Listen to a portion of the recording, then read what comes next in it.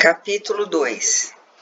As semanas passaram depressa e o dia do casamento chegou. Suzy e Sofia estavam lindamente vestidas. Isabel insistiu para que a filha se preparasse na casa onde passaria a viver depois da cerimônia, mas ela não cedeu. Queria sair de seu antigo lar vestida de noiva. Ao menos esse desejo os pais teriam de conceder-lhe, já que, a seu ver, em seu sentimento, enviavam-no para o sofrimento. Naquelas semanas, encontrara-se com Adrian umas poucas vezes. Os dois conversaram e parecia que tinham alguma coisa em comum, nem que fosse a juventude e a inexperiência. Hannah sentiu-se ligeiramente consolada.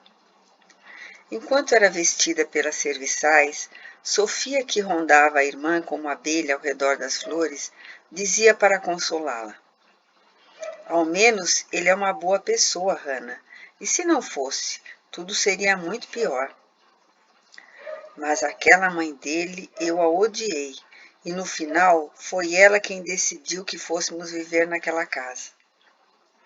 Acho que é normal, Hannah. As mulheres sempre acabam vivendo onde o marido tem de viver." Hannah respirou profundamente, procurando engolir a contrariedade e a angústia que a sogra lhe causava. Também estava com medo das mudanças da vida nova. Sofia aproximou-se da irmã e disse, procurando animá-la: "Você é a noiva mais linda que eu já vi." E abraçou-a emocionada. "Sofia, querida, é verdade, você está deslumbrante. Vai ofuscar tudo e todas. Hoje ninguém vai brilhar mais do que você. Então brilhe, minha irmã, brilhe muito e tente ser feliz." A cerimônia de casamento e a festa foram suntuosas, com toda a alta sociedade de Salzburgo presente. Tão logo a união dos consortes foi oficializada, a família de Adrian recebeu os títulos de nobreza que almejavam, e suas terras foram reconhecidas como um condado. Um brasão singular foi desenvolvido pelo duque e ofertado aos novos nobres, que, inclusive, passariam a participar das decisões que eram discutidas a porta fechadas somente pelos nobres do reino da Áustria. E os cofres do duque foram reforçados por uma bela fortuna. Após as festividades, Hannah permaneceu em seu novo lar, e seus pertences pessoais foram transferidos para a nova casa, junto de seu enxoval e seu cachorro, que ela não abriu mão de levar.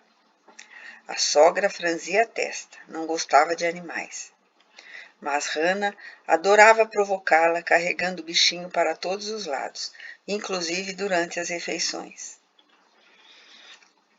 Como passatempo, por prazer e desejo íntimo de vingança, a recém-casada passou a vasculhar cada detalhe que percebia incomodar ou irritar a sogra, e passou a provocá-la tanto quanto podia, sem que ninguém percebesse. Divertia-se de fato ao causar desconforto e dor na mulher que decidiu odiar assim que colocou os pés naquela casa. Já a convivência com Adrian se mostrava menos desagradável, e o casal acomodou-se aos poucos à nova realidade. Durante vários dias, o assunto na mansão foi a grande festa de casamento de Hannah. O duque estava satisfeito com o lucro aferido naquela negociação, e o ambiente familiar revestiu-se lentamente de um clima menos tenso. O riso era mais fácil para a família, até mesmo para Hannah, que os visitava com frequência em companhia do esposo. No entanto, Sofia, de temperamento sensível e propensor ao rancor, não esquecia aquele tapa que presenciara o pai deferir no rosto da irmã. Ele sempre fora um homem severo e distante, rigoroso. Adotara uma educação rígida com vistas a uma vida aristocrática e principalmente focada em preparar as meninas para serem boas esposas, capazes de atrair bons casamentos. Duque de Bauer, um homem que não agia sem pensar e que não tomava nenhuma decisão sem ponderar os benefícios que obteria de qualquer uma delas, ao constatar que teria somente filhas mulheres, a esposa, depois do nascimento de Sofia, não pôde mais engravidar, embora tentasse constantemente dar um herdeiro verdadeiro ao marido.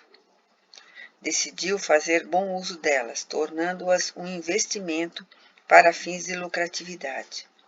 E assim Hannah fora sua primeira ação para descontar os dividendos do investimento feito ao longo de 17 anos. Os hábitos do duque eram perdulários. Gastava uma fortuna com mulheres e no jogo. Perdera uma soma vultuosa de família e logo apropriara-se dos bens que a mulher lhe proporcionara também por herança. Tudo isso Sofia pressentia, apesar da tenra idade. Ela não sabia de tudo o que o pai fazia, mas percebia isso nas entrelinhas dos olhares reprovadores da mãe, nas discussões sutis, nas alfinetadas e nos ataques verbais velados entre cinismo e sarcasmo. Com a inteligência aguçada e precocemente detectada, o pai sentia que ela poderia render-lhe ainda mais lucro e forçava-a mais do que as demais aos estudos, às árduas leituras, à música e à arte. Queria preparar-lhe um casamento ainda mais rentável do que o de Hannah. E embora a jovem tivesse a percepção de quem o pai era de fato, a violência não fazia parte da imagem que tinha daquele homem. Assustara-se, pois, ao presenciá-la daquele modo. A mãe já experimentara algumas vezes e optara pelo silêncio e pela manipulação como forma de sobrevivência. Mas aquela agressão que Sofia presenciara mudaria sua percepção do pai para sempre. Ele se tornara um verdadeiro perigo dentro de casa, e ela passou a ter medo de aproximar-se muito dele. E se ele, já distante, agora se tornara um verdadeiro estranho? Sofia sentia a falta do carinho dele, profunda falta. Aliás, era do que mais se ressentia. Buscava um carinho em um olhar de atenção, de ternura da mãe e do pai. Mas ambos estavam preocupados demais com seus próprios problemas. Então Sofia apegara-se às irmãs.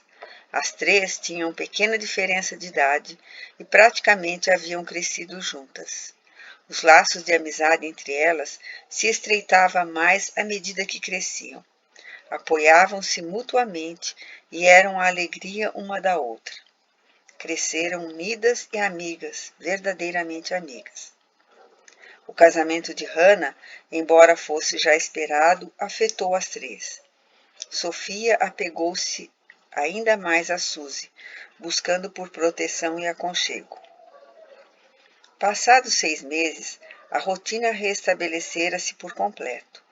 Hannah, aos poucos, passou a visitar menos os pais, entretida com sua nova vida. Ela tinha novos problemas que lhe ocupavam a atenção.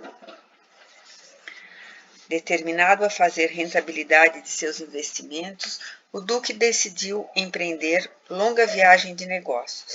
A duquesa queria acompanhá-lo, ciente de que o marido poderia perder muito mais do que ganhar naquela empreitada. Ela não confiava nele. 2 dias antes da data da viagem, Sofia despertou tarde da noite com gritos que vinham do quarto dos pais. Sentou-se assustada na cama e ficou tentando entender o que estava acontecendo, mas não conseguia ouvir direito. Então se levantou e foi até a cama de Suzy, mas não a encontrou lá, o que assustou Sofia. Vestiu o roupão e andou devagar pelo longo corredor que dava ao quarto dos pais.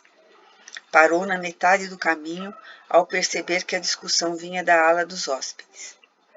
A noite estava fria e Sofia ajeitou o roupão cobrindo o pescoço. O ar gelado a fazia tremer de frio. Caminhou silenciosa até perto de um dos quartos destinado a receber os visitantes da família, onde viu Suzy chorando baixinho e a mãe gritando descontrolada. Está pensando que sou idiota? Responda! Insistia ela diante do silêncio indiferente do duque, e com angústia na voz ela insistiu. Por que quer levar Suzy em sua viagem e me deixar aqui? Eu desejo acompanhá-lo, já disse isso, mas o senhor não permite.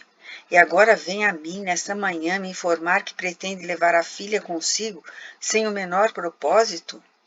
Não é possível que me tome por tola, idiota ou burra. Agora encontro-o aqui com sua filha no quarto de hóspedes. Isso é ultrajante. Porque uma mulher tão irritante gosta de afrontar, precisa aprender a me respeitar. Não, senhor. Respeito é algo que o senhor não conhece.